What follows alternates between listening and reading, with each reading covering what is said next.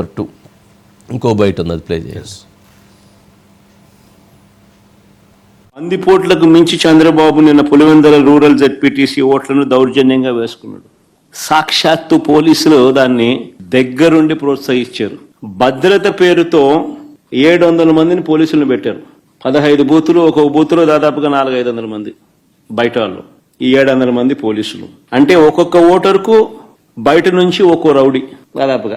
ఏ రకంగా తెలుగుదేశం పార్టీకి వీళ్ళే పచ్చ చొక్కాలు వేసుకొని పనిచేశారు అని చెప్పడానికి సాక్షాత్తు ఇక్కడ డిఐజీ అదే పనిగా పులివెందులకు వచ్చి కూర్చున్నాడు ఆయన. నేను రాత్రి నుంచే దౌర్జన్య కాండ స్టార్టు. ఎవడి డిఐజీ అంటే కోయా ప్రవీణ్. ఎవడి కోయా ప్రవీణ్ అంటే టీడీపీ మాజీ ఎంపీ గరికపాటి రామ్మోహన్ రావు గారి సమీప బంధువు, వరుసకు అల్లడవుతాడు.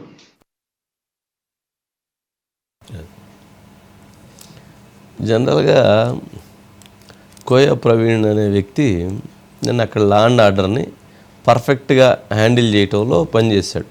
ఎందుకనంటే అతను లేకపోతే ఇంకా పెద్ద అల్లర్లు జరిగాయి, ఇంకా పెద్ద గొడవలు జరిగాయి, కొట్లాటలు జరిగాయి. కాబట్టి పోలీస్ ఆఫీసర్ అనే వ్యక్తి పులివెందులు అనేటువంటిది సెన్సిటివ్ ప్లేస్ కాబట్టి ఆయన అక్కడికి వెళ్ళి ఉండి ఆయన ఇచ్చేశాడు.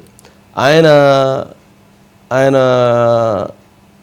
డ్యూటీని, ఆయన నిర్వర్తించినటువంటి డ్యూటీని పోలీసులు కూడా ఒక్కసారిగా ఆశ్చర్యపోతున్నారు. ఎట్లాగంటే జనరల్గా పులివెందులు వెళ్ళి పులివెందులలో వైసీపీ పార్టీ ఆఫీసులో ఆయన ఎంపీ అవినాష్ రెడ్డి గారు తలుపు వేసుకొని కూర్చొని ఉంటే నువ్వు తలుపు తీస్తావా పగల కొట్టమంటావా అని కేకేసి తలుపు తీపిచ్చి లోపలికి వెళ్ళి ఆయన పక్కన కూర్చున్న వ్యక్తి కోయా ప్రవీణ్. దాంతో మొత్తం వైసీపీకి షాక్ అయిపోయింది. ఒక పోలీస్ ఆఫీసర్ సరిగ్గా చేస్తే ఎట్లా ఉండిద్ది అనే దానికి ఇది. సరే, జనరల్గా అధికార పక్షంలో ఉన్న వాళ్ళకి అది ఫేవర్గా ఉన్నట్టు, ప్రతిపక్షంలో ఉన్న వాళ్ళకి ఫేవర్గా ఉన్నట్టు ఇది కామన్గా జరిగేటువంటి ప్రక్రియ. నేను అవినాష్ రెడ్డి ఒక్కరిని అరెస్ట్ చేయాల, రాంభూపాల్ రెడ్డిని కూడా టీడీపీ అతను కూడా అరెస్ట్ చేశారు. ఇతను ఒక్కడిని అరెస్ట్ చేసి వాళ్ళని చేయలేదని అంటే అది తప్పు. ఇద్దరు అక్కడ ఎవరైతే ఉద్రిక్త పరిస్థితులకు కారణం అవుతారో వాళ్ళిద్దరిని కంట్రోల్లో తీసుకొని ఎన్నిక సజావుగా జరిగించడం అనేటువంటి దాంట్లో పనిచేశారు. సరే, కోయా ప్రవీణ్కి సంబంధించింది ఆయన జనరల్గా జగన్మోహన్ రెడ్డి గారు లాస్ట్ టైం తిరుపతి ఎస్పీకి సుబ్బారాయుడికి ఒక వార్నింగ్ ఇచ్చారు. సప్త సముద్రాల అవతల దాగి ఉన్నా కూడా నేను పట్టుకొస్తానని. ఇవాళ కోయా ప్రవీణ్కి అలాంటి వార్నింగ్ ఇచ్చే విధంగా మాట్లాడాడు. ఒక పోలీస్ ఆఫీసర్ని వాడు వీడు ఎవడు అనేటువంటి పదాలు మంచివి కాదు. ఎందుకు అంత అవసరం ఏముంటుంది?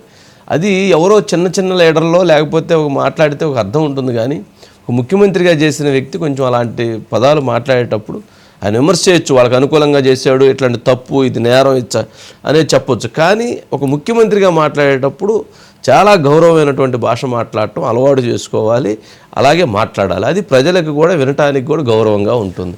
ఇప్పుడు అదే అనుకుంటా విజువల్ పోయి అది అక్కడ పోయి తలుపు కొట్టాడు చూడండి. ఆ పోయి తలుపు కొట్టాడు. మామూలుగా అట్లా ఎవరైనా కొడతారా? అక్కడ ఉన్న వాళ్ళందరూ చూస్తూ ఉన్నారు. పోయి తలుపు కొట్టాడు. మన వాళ్ళు కరెక్ట్గా అట్లా విజువల్ వచ్చేటప్పుడు అది తీసేస్తారు. మన వాళ్ళ దగ్గర ఉన్న టాక్టిక్స్ గొప్పతనం ఉంది. అది కూడా జనరల్గా ఏ విజువల్ జనానికి అవసరం అది చూపించరు, అది లేని మాత్రం చేస్తుంటారు.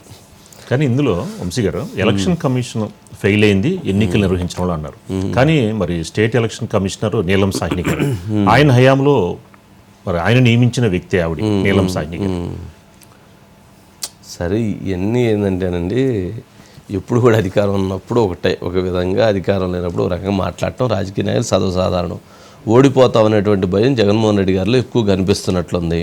పులివెందుల్లో ఓడిపోతే ఏం జరిగిద్ది, ఏం జరగదు అనేటువంటిది ఆయనకు చాలా క్లారిటీ ఉంది.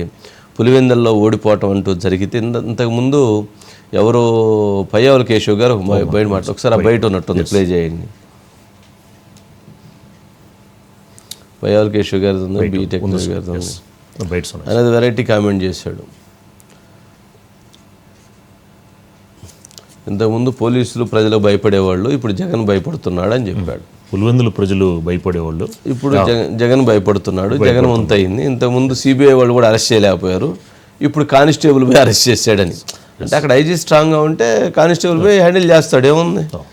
Officer strong. ఒకసారి మాట్లాడితే దయ్యాలు వేదాలు వల్లించినట్టు అవుతా ఉంది. ఈ ఎన్నికలకి స్టేట్ ఎలక్షన్ కమిషనర్ ఎవరు? మీరు నియమించిన వ్యక్తే. మీరు నియమించిన వ్యక్తుల మీద కూడా మీకు నమ్మకం లేదా? అఫ్ కోర్స్ ఆ అవకాశం ఉంది. ఎందుకనంటే తల్లిని చెల్లిని కూడా నమ్మేటువంటి పరిస్థితుల్లో లేనప్పుడు ఇక మీరు నియమించిన వ్యక్తుల్ని మీరు ఏమాత్రం నమ్ముతారు? నమ్మరు. గతంలో రాజా ఆఫ్ కరప్షన్ అని పుస్తకం వేసాము. ఇప్పుడు బహుశా రాజా ఆఫ్ ఫ్రస్ట్రేషన్ ఇంకేదన్నా పేరు ఎత్తుకాల్సినటువంటి పరిస్థితి ఉంది మీకు. కానీ ఒకటి గుర్తుపెట్టుకోండి, రాష్ట్రంలో లా అండ్ ఆర్డర్ లేదంటున్నారు. నిన్న చూశారు దేశంలో నంబర్ 2లో ఉందన్నటువంటి రిపోర్ట్ ని మేము నంబర్ రైట్. అది మొత్తానికి సరే. ఇంకేమైనా బైట్స్ ఉన్నాయా? బీటెక్ రవి గారు బయట ఒకసారి అది కూడా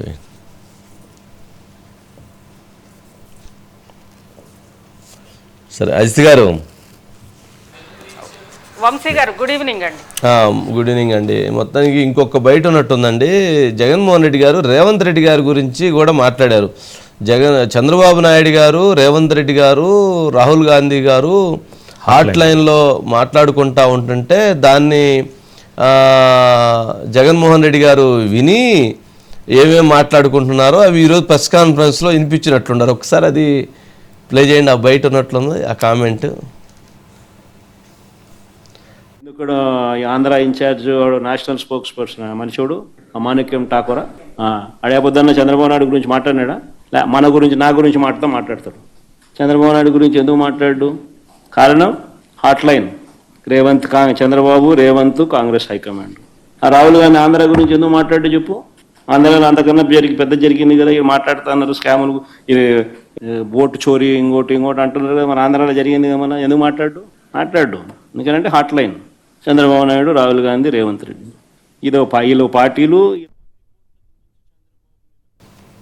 అవునండి, ఓట్ల చోరీ జరిగితే వీళ్ళొక పార్టీలు, వీళ్ళొక నాయకులు. అంటే ఆయనే నాయకుడు, ఆయనే పార్టీ. ఒకటైతే ఎవరి వాళ్ళు అంతే అనుకుంటారు. ఎవరైనా కానీ జనరల్గా 100% మంది గురిగింజ రకం. పైన ఎరుపు చూసుకుంటారు, కింద నలుపు చూడరు. తన తప్పులు మాత్రం తెలుసుకోరు, తన తప్పుల గురించి ఆలోచించరు.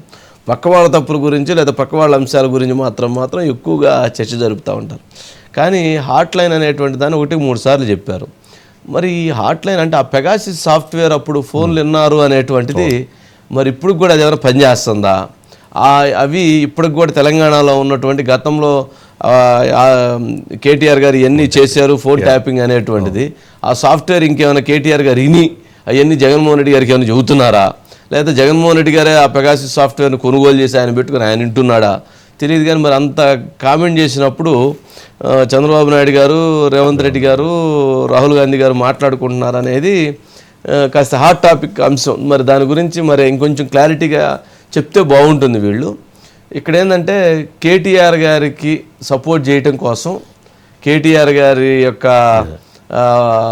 అనుబంధం కోసం, లేదా ఆయన కష్టాల్లో ఉన్నాడనేటువంటి ప్రేమ చూపించడం కోసం రేవంత్ రెడ్డి గారి మీద జగన్మోహన్ రెడ్డి గారు అటాక్ చేశారని అనుకోవాలి. జనరల్గా రేవంత్ రెడ్డి గారి గురించి అక్కడ ప్రస్తావించాల్సిన అవసరం లేదు, రేవంత్ రెడ్డి గారి గురించి మాట్లాడాల్సిన అవసరం లేదు. ఇంకొకటి అవసరం, రాహుల్ గాంధీ గారి గురించి మాట్లాడి వదిలేయచ్చు. కానీ ఇక్కడ రేవంత్ రెడ్డి గారిని లాగటం ద్వారా కేటీఆర్ గారి ప్రశంసలు పొందాలి అనేటువంటి ఉద్దేశంతో జగన్మోహన్ రెడ్డి గారు మాట్లాడుంటారు. కామన్గా ఏంటంటే ఈ మధ్యకాలంలో కేటీఆర్ గారి సోషల్ మీడియా, లేకపోతే జగన్మోహన్ రెడ్డి గారి సోషల్ మీడియా, లేకపోతే ఆ రెండు మీడియాస్ కొంచెం అటాచ్డ్గా పనిచేసుకుంటున్నాయి కొంచెం ఎక్కువగా. బట్ ఆ అనుబంధం బంధాలను కొంచెం మరింత పెంపొందించుకోవడం కోసం, కొనసాగించుకోవడం కోసం అలా ముందుకు వెళ్తున్నారేమో అని అనిపిస్తూ ఉంది.